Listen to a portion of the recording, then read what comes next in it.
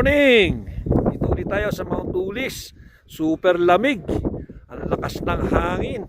Ayun si Ma'am Grill, oh, sa likod ko. Super lamig kami dito. Hi.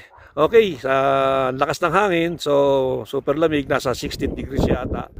16 degrees to, ayan yung ano, ganda ng kanyang view.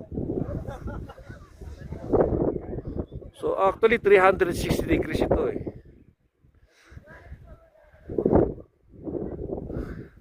At tumalikod pa yung aming ano, si Ma'am Grillo. Ang aming magandang presidente.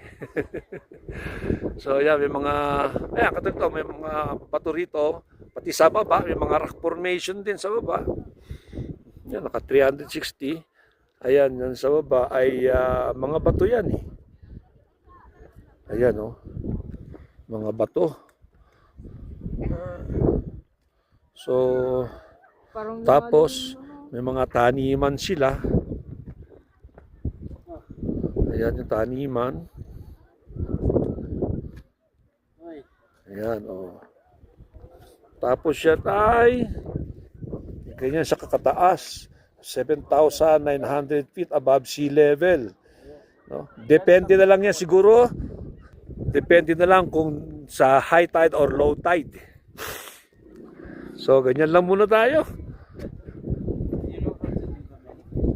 Punta rin kayo ng Mount Ulis.